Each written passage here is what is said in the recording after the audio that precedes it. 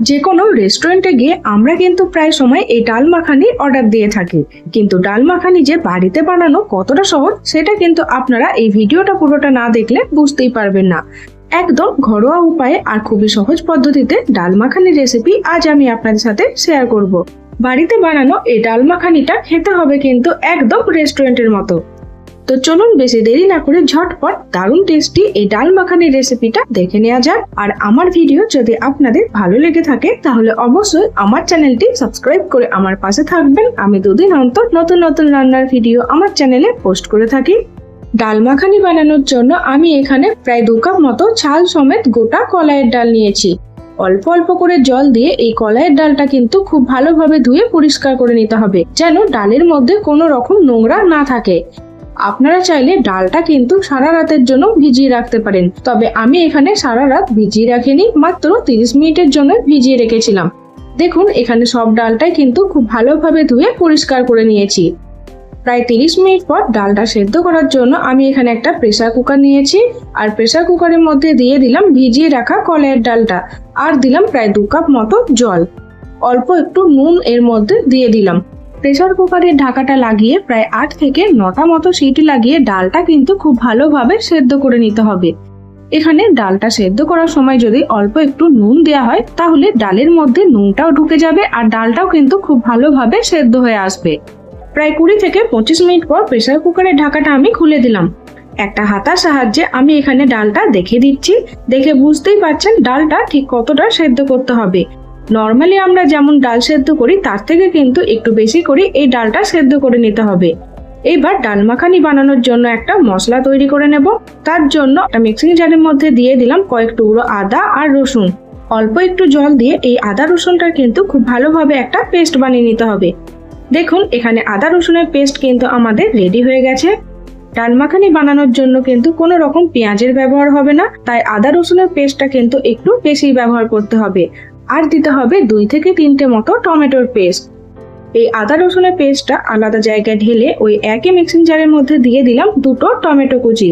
টমেটোগুলোও কিন্তু অল্প একটু জল দিয়ে খুব ভালোভাবে আমি পেস্ট বানিয়ে নিচ্ছি। ডাল মাখানিতে কিন্তু টমেটো কুচি ব্যবহার হবে না, টমেটোর পেস্ট ব্যবহার হবে। দেখুন এখানে টমেটোর পেস্ট কিন্তু রেডি হয়ে গেছে। এইবার ডাল মাখানি বানানোর জন্য একটা কড়াইয়ের মধ্যে নিয়েছি 3 থেকে 4 চামচ মতো তেল, আর দিয়েছি অল্প একটু বাটার। তেল ও বাটার যখন গরম হয়ে আসবে তখন এর মধ্যে দিয়ে দেব গোটা জিরে, শুকনো লঙ্কা, তেজপাতা, একটা এলাচ আর দারচিনি ফোড়ন। ফোড়নটা তেলের মধ্যে 2-4 বার নেড়ে নিতে হবে যতক্ষণ না এর থেকে খুব সুন্দর একটা গন্ধ বেরিয়ে আসছে। ফোড়নটা যখন ভাজা হয়ে যাবে তখন এর মধ্যে দিয়ে দেব আগে থেকে পেস্ট করে রাখা আদা রসুন। আদা রসুনের পেস্টটাও কিন্তু তেলের মধ্যে বেশ ভালোভাবে নেড়ে চেড়ে ভেজে নিতে হবে যতক্ষণ না অবধি আদা রসুনের কাঁচা গন্ধটা চলে যাচ্ছে। দেখুন এখানে আদা রসুনটা আমি কিন্তু 2 থেকে 3 মিনিটের মতো ভালোভাবে ভেজে নিয়েছি।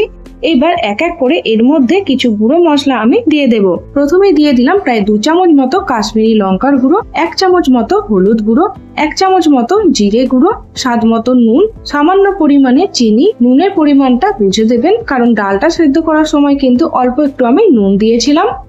এই সব মশলাটা কিন্তু আমি 2 থেকে 3 মিনিটের মতো বেশ ভালোভাবে নেড়ে চেড়ে কষিয়ে নিয়েছি যতক্ষণ না এই মশলার কাঁচা গন্ধটা চলে যাচ্ছে। এইবার এর মধ্যে দিয়ে দিলাম আগে থেকে পেস্ট করে রাখা টমেটোটা। টমেটোর পেস্টটাও কিন্তু এর সাথে খুব ভালোভাবে নেড়ে চেড়ে আমি কষিয়ে নিচ্ছি যতক্ষণ না মশলা থেকে তেল ছাড়তে শুরু করে দেয়। প্রায় 2 থেকে 3 মিনিটের জন্য মশলাটা কিন্তু আমি কষিয়ে নিয়েছি। এখনো অবধি যারা বাড়িতে একবারও ডাল মাখানি বানাননি তারা কিন্তু একবার এইভাবে ডাল মাখানিটা বানিয়ে দেখতে পারেন। এটা খেতে কিন্তু কোনো অংশেই রেস্টুরেন্টের থেকে কম হয় না। দেখুন কত সুন্দরভাবে মশলা থেকে এখানে তেল ছাড়তে শুরু করে দিয়েছে। এবার মশলাটা যাতে লেগে না যায় তার জন্য এর মধ্যে দিয়ে দিলাম 1/2 কাপ মতো জল। জলটা দিয়েও কিন্তু মশলার সাথে আমি আবারও 1 মিনিটের জন্য বেশ ভালোভাবে নেড়ে চেড়ে মিশিয়ে নিচ্ছি। আর এটা ঢাকা দিয়ে আরো 1 মিনিটের জন্য রান্না করে নেব যতক্ষণ না মশলাটা খুব ভালোভাবে কষানো হয়ে যাচ্ছে আর মশলার কাঁচা গন্ধটা চলে যাচ্ছে। ঢাকা দিয়ে যখন মশলাটা কষানো হবে তখন গ্যাসের ফ্লেমটা কিন্তু একদম লোতে রাখবেন যাতে মশলাটা নিচে থেকে লেগে না যায়। 1 মিনিট পর ঢাকাটা আমি খুলে দিলাম। দেখুন এখানে মশলাটা কিন্তু খুবই ভালোভাবে কষানো হয়ে গেছে আর এর থেকে তেলটা কিন্তু পুরোপুরি ভাবে ছেড়ে দিয়েছে। মশলাটা আমি আবারও একবার নেড়ে চেড়ে নিলাম। এবার এর মধ্যে দিয়ে দিচ্ছি আগে থেকে সেদ্ধ করে রাখা কলাইয়ের ডালটা, আর দিলাম 1 কাপ মতো জল। ডালের গ্রেভিটা আপনারা যেমন রাখতে চান সেই অনুযায়ী কিন্তু এর মধ্যে জলটা অ্যাড করতে পারেন। মশলার সাথে ডালটা আমি খুব ভালোভাবে নেড়ে চেড়ে মিশিয়ে নিচ্ছি আর প্রায় 2 মিনিটের জন্য রান্না করে নেব, যতক্ষণ না ডালটা ফুটে আসছে। ডালটা যখন ফুটে আসবে তখন এর ওপর থেকে ছড়িয়ে দেব অল্প একটু গরম মশলা আর বেশ কিছুটা পরিমাণে কাসুরি মেথি।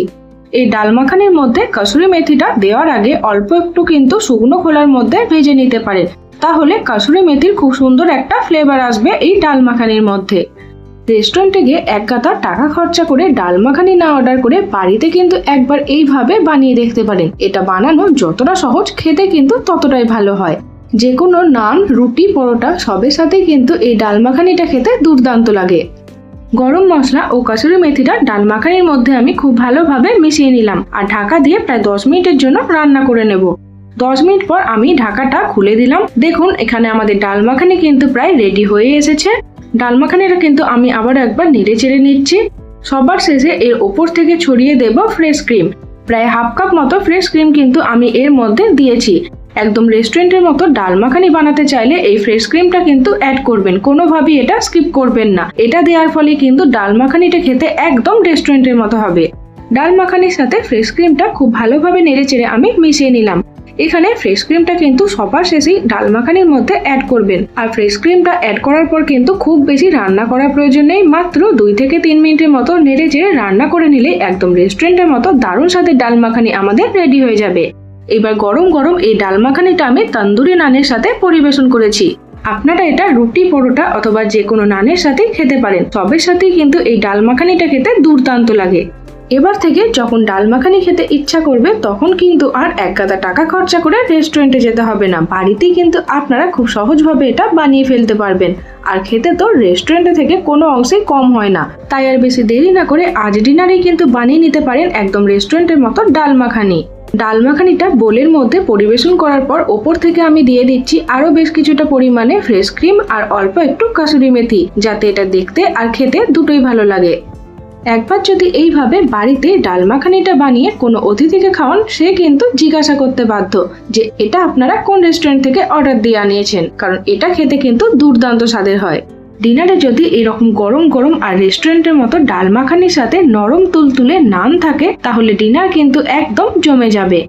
ডিনারে একঘেয়েমি ডাল রুটি খেতে কারোরই কিন্তু প্রতিদিন ভালো লাগে না, তাই একঘেয়েমি ডাল রুটিকে বাদ দিয়ে আজই বানিয়ে নিন একদম রেস্টুরেন্ট স্টাইল ডাল মাখানি আর নরম তুলতুলে তন্দুরি নান। তো আমার এই দারুণ স্বাদের একদম রেস্টুরেন্টের মতো ডাল মাখানির রেসিপি আপনাদের কেমন লাগলো কমেন্ট বক্সে জানাতে ভুলবেন না। আর আমার ভিডিও যদি আপনাদের ভালো লেগে থাকে তাহলে অবশ্যই আমার চ্যানেলটি সাবস্ক্রাইব করে আমার পাশে থাকবেন।